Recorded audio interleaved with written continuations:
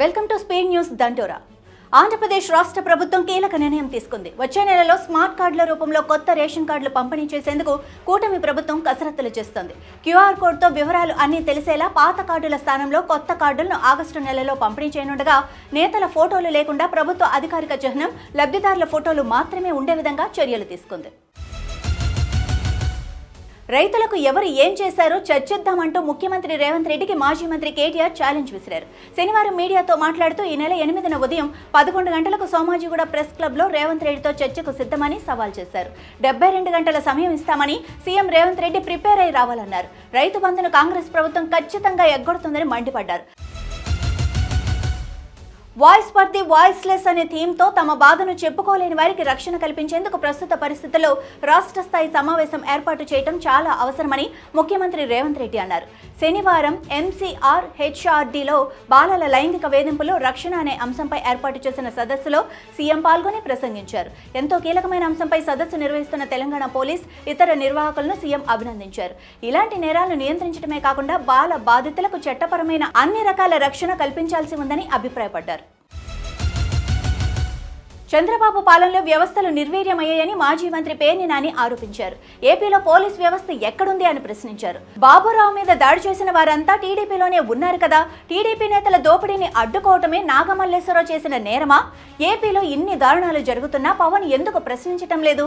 పవన్ కళ్యాణ్ జీవితమే సినిమా డైలాగులు, ఏ వేదిక మీదైనా సినిమా డైలాగులు చెప్పకుండా ఉన్నారా అని సెటైరికల్ కామెంట్స్ చేశారు. వాహనదారులకు కేంద్రం గుడ్ న్యూస్ చెప్పింది. వంతెనలు, సొరంగాలు ఉన్న జాతీయ రహదారులపై టోల్ ఛార్జీలను 50% వరకు తగ్గిస్తూ 2008 నాటి నియమాలను కేంద్రం సవరించింది. దీంతో జాతీయ రహదారులపై కొత్త ఆదేశాల ప్రకారం 50% టోల్ ఫీజులు తగ్గనున్నాయి. ప్రస్తుతం దేశవ్యాప్తంగా జాతీయ రహదారులపై 2008 నిబంధనల ప్రకారం టోల్ ఛార్జీలు వసూలు చేస్తుండగా జూన్ 2న ఈ నిబంధనలను కేంద్రం సడలించింది. దీంతో టోల్ ప్లాజాల దగ్గర ఫీజులు సగానికి సగం తగ్గిపోయాయి. తెలంగాణలో ప్రసిద్ధి చెందిన యాదగిరిగుట్ట పుణ్యక్షేత్రంలో శ్రీ నరసింహస్వామి జన్మ నక్షత్రం సందర్భంగా శనివారం ఉదయం గిరి ప్రదక్షిణ జరిగింది. భక్తుల జయజయధ్వానాల మధ్య గిరి ప్రదక్షిణ కార్యక్రమం వైభవంగా జరిగింది. తొలుత వైకుంఠ ద్వారం వద్ద ప్రత్యేక పూజలు నిర్వహించిన అనంతరం కొండ చుట్టూ తిరిగారు. ప్రత్యేక ఆరాధనలో భాగంగా స్వాతి నక్షత్ర సందర్భంగా గర్భాలయంలోని మూల విరాట్టులకు అష్టోత్తర శత ఘటాభిషేకం నిర్వహించారు. బీజేపీ తెలంగాణ రాష్ట్ర అధ్యక్షుడిగా ఎన్ రామచంద్రరావు శనివారం బాధ్యతలు స్వీకరించారు. ఈ సందర్భంగా కాషాయ నేతలు ఆయన గజమాలతో సత్కరించారు. కార్యక్రమంలో కేంద్ర మంత్రి కిషన్ రెడ్డి, ఎంపీ డీకే అరుణ, పలువురు సీనియర్ నేతలు పాల్గొన్నారు. వైఎస్ఆర్ కాంగ్రెస్ పార్టీలో మరో కీలక నియామకం చోటు చేసుకుంది. పార్టీ రాష్ట్ర ప్రధాన కార్యదర్శిగా ఆలూరు సాంబశివరావు రెడ్డి నియమితులయ్యారు. అధినేత మాజీ ముఖ్యమంత్రి వైఎస్ జగన్మోహన్ రెడ్డి ఆదేశాల మేరకు ఈ నియామకం చేపట్టినట్లు పార్టీ వెల్లడించింది. కూటమి ప్రభుత్వంలో అక్రమ కేసుల కారణంగా పార్టీ అనుబంధ విభాగాల ఇన్ఛార్జ్ మాజీ ఎమ్మెల్యే చెవిరెడ్డి భాస్కర్ రెడ్డి అందుబాటులో లేనందున ఆయన స్థానంలో ఆలూరు సాంబశివరావు రెడ్డిని నియమించినట్లు వివరించింది.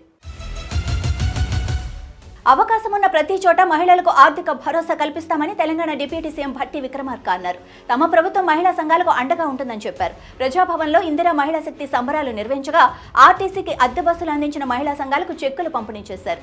ఈ సందర్భంగా భట్టి విక్రమార్క మాట్లాడుతూ మహిళలు వ్యాపారవేత్తలుగా రాణించేందుకు ప్రోత్సహిస్తున్నామన్నారు. 1 కోటి మంది మహిళలను కోటీశ్వర్లను చేయాలన్న లక్ష్యంతో ముందుకెళ్తున్నట్లు చెప్పారు. మహారాష్ట్ర రాజకీయాల్లో చాలా కాలం తర్వాత రాజ్ ఠాక్రే, ఉద్ధవ్ ఠాక్రే కలిశారు. ఇద్దరు సోదరులు కలిసి వేదికను పంచుకోవటమే కాక కౌగులించుకున్నారు. ముంబైలోని వర్లీలో మరాఠీ విజయ్ దివస్ కార్యక్రమానికి హాజరైన సోదరులిద్దరూ ఒకే వేదికను పంచుకున్నారు. అయితే ఇద్దరి కలయిక మహారాష్ట్ర రాజకీయాల్లో పెను మార్పుకు సంకేతంగా రాజకీయ పండితులు పేర్కొంటున్నారు. తెలంగాణ రాష్ట్రంలో నైరుతి రుతుపవనాలకు తోడు ఈశాన్య అరేబియా సముద్రం నుంచి వాయువ్య బంగాళాఖాతం వరకు ద్రోణి విస్తరించి ఉండటంతో భారీ నుంచి అతి భారీ వర్షాలు కురిసే అవకాశం ఉందని వాతావరణ శాఖ వెల్లడించింది. ప్రస్తుతం తెలంగాణ రాష్ట్ర వ్యాప్తంగా అనేక చోట్ల భారీ వర్షాలు కురుస్తాయని వాతావరణ శాఖ హెచ్చరికలు జారీ చేసింది. జూలై 9వ తేదీ వరకు రాష్ట్రంలోని పలు జిల్లాలలో వర్షాలు కురుస్తాయని వాతావరణ శాఖ పేర్కొంది. టీమిండియా మాజీ క్రికెటర్ సురేష్ రైనా సినిమాల్లో ఎంట్రీ ఇస్తున్నాడు. క్రికెట్ నేపథ్యంలో రానున్న తమిళ చిత్రంతో అరగ్రేటం చేయనున్నాడు. దీనికి లోగాన్ దర్శకత్వం వహిస్తూ ఉండగా డ్రీమ్ నైట్ స్టోరీస్ నిర్మాణ సంస్థ నిర్మిస్తోంది. చెన్నైలో జరిగిన కార్యక్రమంలో రైనా ఎంట్రీ గురించి డీకేఎస్ అధికారికంగా ప్రకటించింది. ఇవి ఈనాటి స్పీడ్ న్యూస్ దంటోరా. చూస్తూనే ఉండండి అభినవ్ భారత్.